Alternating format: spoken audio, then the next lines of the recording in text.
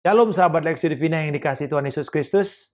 Dalam seri Kuasa dan Nilai Kerajaan Kristus, kita akan melihat dari perumpamaan di Matius pasal yang ke-13. Ada 6 perumpamaan, tetapi kita hanya melihat 3 saja, berbicara tentang kuasa dan juga nilainya. Di dalam episode yang pertama, yang saya beri judul Kecil tapi dahsyat. Ayat yang ke-31 dan 32. Yesus membentangkan suatu perumpamaan lain lagi kepada mereka, katanya, hal kerajaan sorga itu seumpama biji sesawi yang diambil dan ditaburkan orang di ladangnya. Memang biji itu yang paling kecil dari segala jenis benih. Tetapi apabila sudah tumbuh, sesawi itu lebih besar daripada sayuran yang lain. Bahkan menjadi pohon, sehingga burung-burung di udara datang bersarang pada cabang-cabangnya. Perumpamaan ini berbicara tentang biji sesawi. Kalau kita bicara perumpamaan, itu adalah gaya pengajaran pada masa Yesus yang banyak dipakai oleh orang-orang Yunani, orang Ibrani, dan juga oleh Yesus sebagai guru atau pengajar untuk mengajarkan konsep yang kelihatannya begitu besar, begitu rumit untuk menjadi sederhana. Untuk itu diperlukan ilustrasi. Perumpamaan bisa mengkontraskan atau bisa menyamakan atau membuat itu seumpama.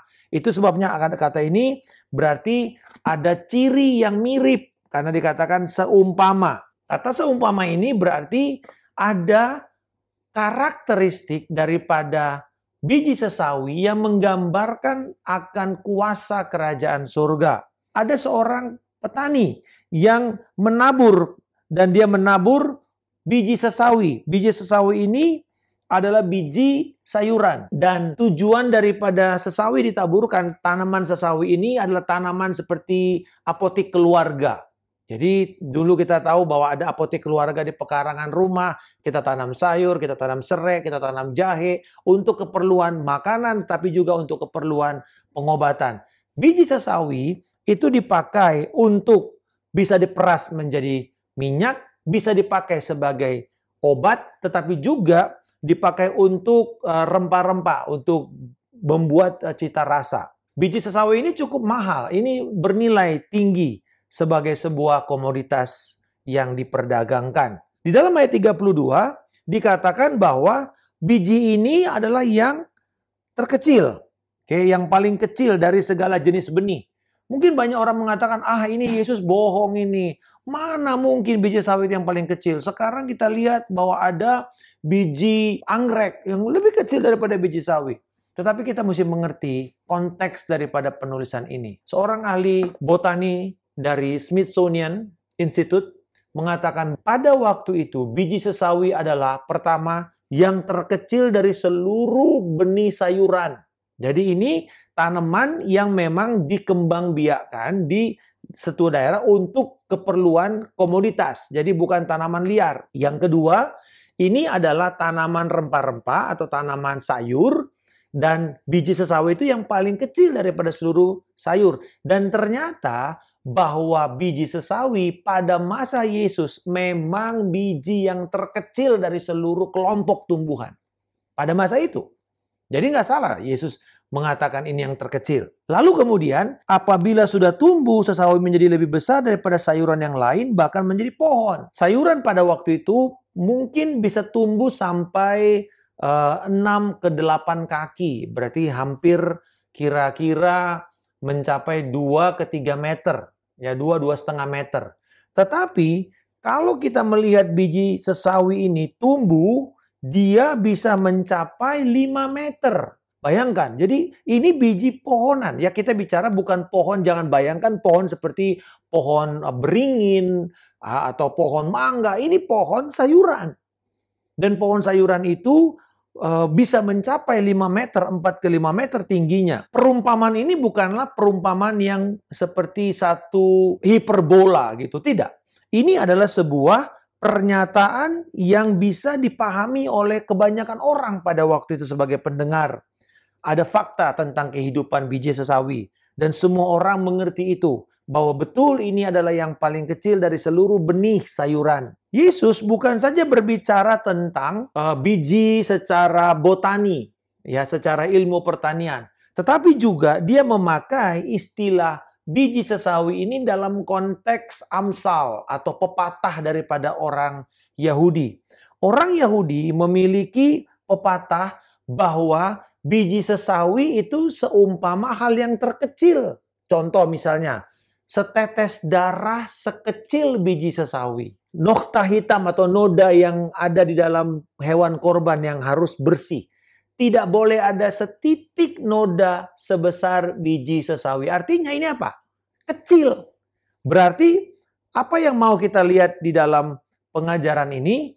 Pertama, bahwa kerajaan Allah itu selalu dimulai dari yang paling kecil. Ya, dari yang terkecil, dari yang tidak penting, dari yang tidak dianggap, dari yang minoritas, dari yang tertekan, dari yang ditolak, dari yang dikutuk, yang dicela, yang dicerca, yang dinista. Kita tahu bahwa 120 orang Galilea memulai pekerjaan Tuhan di Yerusalem, dicerca, dicaci, dianggap bodoh. Tapi justru di dalam perjalanan mereka saat ini ada miliar manusia yang membuat dan percaya kepada Yesus Kristus. Ada banyak orang-orang yang diutus pergi ke bangsa-bangsa. Ada begitu banyak bahasa yang dijamah di dunia ini dengan firman Tuhan dan Alkitab yang diterjemahkan. Semua bentuk itu adalah bentuk dari pengaruh yang besar dari kerajaan Allah. Bahkan Yesus berkata dalam Lukas 17 ayat 20 bahwa mereka tanya kapan kerajaan Allah itu datang? Dan Yesus berkata kepada mereka, kerajaan itu sudah ada sekarang. Artinya dia mulai dari siapa? Dirinya. Benih yang pertama. Lalu kemudian murid-murid. Dan kemudian nanti orang-orang yang percaya setelah itu. Jadi kita lihat di sini ada kebenaran bahwa hal yang kecil, yang tidak signifikan, yang kelihatannya bukan hebat, tetapi justru itu yang dipakai Tuhan. Kerajaan Allah bisa mulai dengan sangat kecil. Tetapi yang kedua, dikatakan bahwa dia bertumbuh menjadi pohon, artinya menjadi besar, menjadi terbesar. Bisa saja kita pada waktu kita menjadi kecil ini kita patah semangat. Kita bilang aduh siapa kita ini, kita minoritas atau kita mulai bisnis, kita mulai dengan hal yang kecil yang tidak signifikan. Apakah ini bisa besar? Tapi saya mau mengatakan kabar baik. Kerajaan Allah itu selalu dimulai dari yang kecil, yang tidak penting, yang tidak dianggap orang. Tetapi yang kedua, bahwa kerajaan yang kecil ini bisa menjadi besar, dikatakan menjadi pohon. Dan pohon itu membuat burung-burung datang ke sana. Burung-burung menaruh sarang. Bagaimana bisa burung menaruh sarang di pohon sayuran? Ternyata pada saat itu ada musim dingin di mana pohon-pohon sayuran itu menjadi begitu keras sehingga burung bisa bikin sarang di sana dan bertelur. Yang kedua, kenapa mereka bukan cuma sekedar menaruh sarang? Apa maksudnya burung-burung itu datang ke sana? Burung-burung itu mau makan karena biji sesawi itu bisa menjadi makanan kepada burung-burung yang baru lahir. Jadi di sini kita bicara mengenai pengaruh daripada kerajaan sorga. Bagaimana kerajaan sorga itu memberikan kepada orang-orang sekitarnya bukan cuman kabar baik, tetapi keberadaan sorga di muka bumi ini. Yesus berkata, datanglah kerajaanmu di bumi seperti di sorga. Kita bukan cuma memenuhkan orang-orang di gereja dengan begitu banyak orang-orang dengar firman.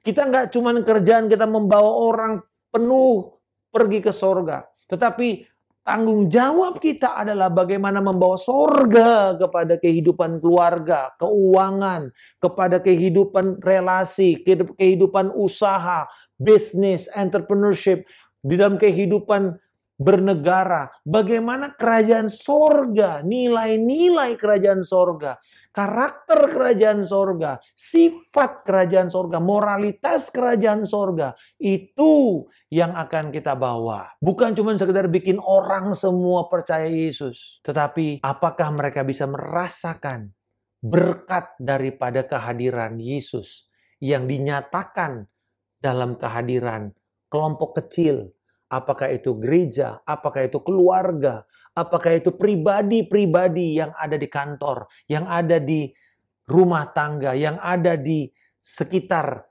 permukiman kita. Saya percaya Kita boleh patah semangat karena kita melihat jumlah kita yang kecil. Atau kita bisa patah semangat karena melihat begitu banyaknya kejahatan di sekitar kita. Tapi ada kabar baik bahwa ternyata Tuhan dan kerajaannya, walaupun kelihatannya saat itu kecil, tetapi justru bisa memberi pengaruh yang besar dan berakhir menjadi pemenang. Kabar baiknya, berakhir menjadi pemenang. Memberi pengaruh, baik di dalam pendidikan, baik dalam ekonomi, baik dalam perdagangan, baik dalam keuangan. Memberi pengaruh dalam pengajaran, memberi pengaruh dalam keluarga. Memberi pengaruh. Karena kita punya hati memberi dan memberkati. Dan mari hari ini ada kabar baik. Apapun engkau mulai mungkin kecil, tapi bersama dengan Allah. Alkitab berkata, janganlah engkau abaikan permulaan yang kecil. Jangan anggap remeh. Karena Tuhan memberkati hal yang kecil ini. Dan Tuhan bisa membuat ini menjadi besar. Dan orang akan mendapatkan manfaat dari apa yang kita kerjakan. Bapa di surga, terima kasih bahwa engkau tidak mencari yang hebat, tidak mencari yang spektakuler. Engkau mencari orang-orang biasa, tapi yang punya kerinduan untuk mau dipakai Tuhan. Dan kami percaya hari ini kami memberi diri. Dan kami mau menerima Tuhan, hakikat kerajaan-Mu, kuasa yang kecil tetapi menjadi dahsyat karena ada potensi untuk menjadi besar. Aku berdoa setiap kami, baik yang muda sampai yang tua, menyadari bisnis yang mungkin baru kami mulai dalam minggu ini yang kecil, akan menjadi besar dan memberi pengaruh, dan memberikan manfaat. Orang-orang bisa mendapatkan lapangan kerja yang baru. Demikianlah firman Tuhan bahwa engkau memulai sesuatu yang kecil. Engkau tidak hanya sekedar untuk mencari makan buat dirimu untuk bertahan hidup, tapi engkau akan membuat orang-orang mendapatkan makanan dari tempat apa yang engkau kerjakan, mendapatkan lahan yang baru, mendapatkan pekerjaan yang baru, dan engkau memberkati mereka. Aku berdoa Tuhan bahwa engkau akan membawa orang-orang yang membangun bersama-sama dengan mereka dan membawa kerajaan Tuhan ini menjadi realita yang memberkati di dalam nama Tuhan Yesus Kristus yang berdoa. Haleluya. Amin. Salam kemenangan. Saya Pendeta Markus Simanjuntak.